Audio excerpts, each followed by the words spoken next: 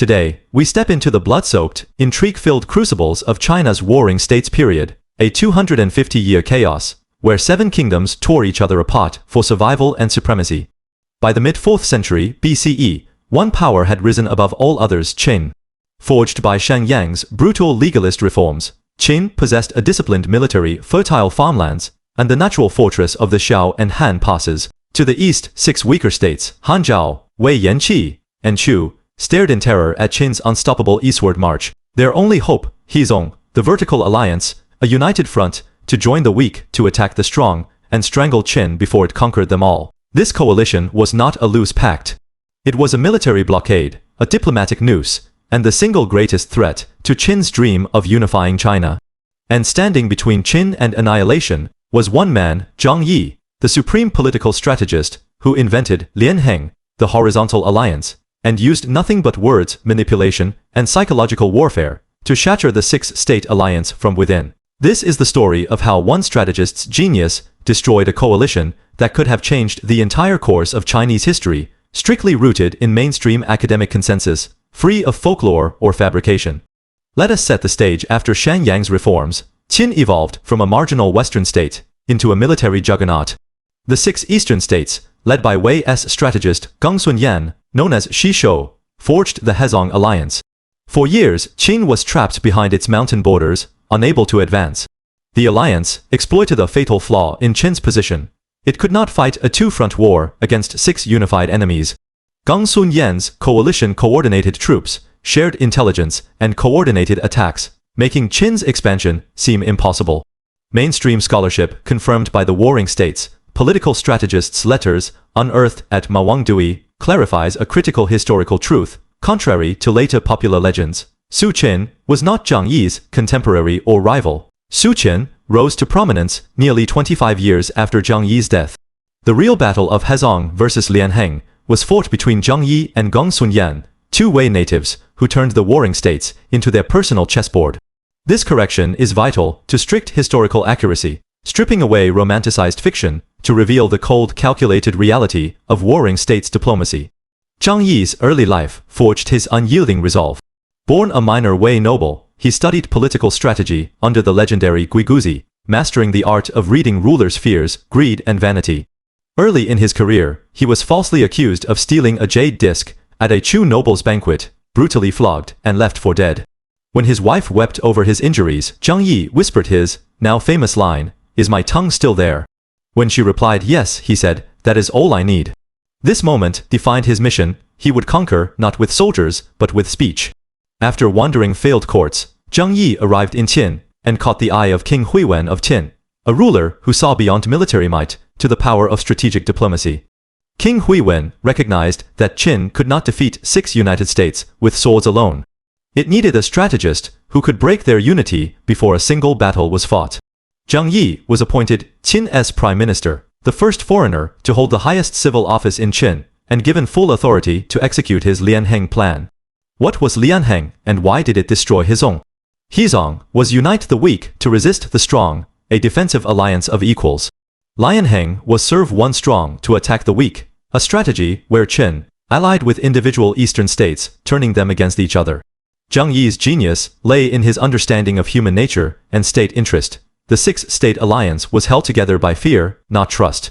Every ruler cared first for his own land, wealth, and power. Zhang Yi exploited this fragility with surgical precision, using 2 weapons: irresistible bribes and terrifying threats. He did not just negotiate. He psychologically dismantled each state's commitment to the alliance one by one. His first target was Wei, the linchpin of the Hezong alliance. Wei was a land of 4 wars, surrounded by enemies and vulnerable to Qin's military might. Zhang Yi resigned his Qin post, became Wei's prime minister, and spent 4 years quietly undermining Gongsun coalition. He told Wei's king, "The 6 states are like roosters tied together by the legs. They cannot fly in the same direction. If you cling to Hezong, Qin will crush your borders. If you join, Lianheng Qin will protect you and let you conquer smaller neighbors." When Wei resisted, Qin launched military strikes, defeating Wei's army and seizing key cities. Broken Wei withdrew from Hezong and swore allegiance to Qin. The alliance's core had cracked open, giving Qin its first eastern foothold. But Zhang Yi's most iconic and devastating move was his deception of King Huai of Chu, an event that changed the balance of power forever. Chu and Qi were the two strongest eastern states, and their alliance was the backbone of Hezong. King Huai of Qin wanted to attack Qi but dared not, while Chu stood ready to intervene. In 313 BCE, Zhang Yi traveled to Chu, showered King Huai with gifts, and made an offer too good to refuse if Chu severed all ties with Qin, would cede 600 li of fertile land in the Xiangyu region to Chu. King Huai, greedy and short-sighted, ignored his loyal minister Ku Yuan's warnings, immediately denounced his alliance with Qi, and sent a messenger to Qin to claim the land. When the messenger arrived, Zhang Yi forgot the promise, claiming he had only offered 6 li, not 600. Furious King Huai declared war on Qin, only to be crushingly defeated at the Battle of Danyang. Qin captured 70 Chu generals, seized 600 li of Chu's Hanzhuang territory, and linked its Bashu heartland to its central plains. Chu never recovered, its military power was broken, and the Qi-Chu alliance was gone forever. This was not just a diplomatic trick, it was a masterclass in exploiting a ruler's flaws to destroy a superpower alliance. With Wei and Chu, neutralized Zhang Yi, toward the remaining 4 states, delivering the same lethal combination of bribe and threat. To Han as king, your land is small, your army weak. Resist Qin, and we will slaughter your soldiers and seize your capital. Submit, and you will share Qin's spoils. To Qi's King Chu and Wei have already joined Lianheng. If you stand alone, Qin and its allies will divide your kingdom. To Zhao and Yan's rulers, the Hezong alliance is dead. Resistance is suicide. One by one, the remaining states abandoned Hezong and swore loyalty to Qin. By 311 BCE, the coalition that had once boxed Qin into oblivion lay in ruins. Gongsun Yan's life's work was destroyed, and Qin was free to expand eastward without fear of united opposition. What made Zhang Yi's strategy so unstoppable? He did not rely on military might. He relied on understanding the fatal weaknesses of multi-state alliances. The Hezong states shared a common fear of Qin, but no common long-term vision. Each ruler prioritized immediate gain over collective survival. Zhang Yi turned their greed, suspicion, and short-sightedness against them. He was not a liar in the petty sense. He was a grand strategist of statecraft, operating by the brutal rules of warring states' realpolitik. His Lianheng strategy became the blueprint for Qin's later unification under Qin Shi Huang, proving that diplomacy could be more powerful than armies. Mainstream historians agree that Zhang Yi's legacy is irreplaceable. Without his dismantling of the Hezong alliance, Qin would have faced perpetual coalition warfare, and China's unification might have been delayed for centuries or never happened at all. He transformed Qin from a besieged Western state into the undisputed dominant power, laying the diplomatic groundwork for the first unified Chinese empire. His career reveals a brutal truth about power. Unity without trust is a house of cards, and a single brilliant mind can topple even the mightiest coalition.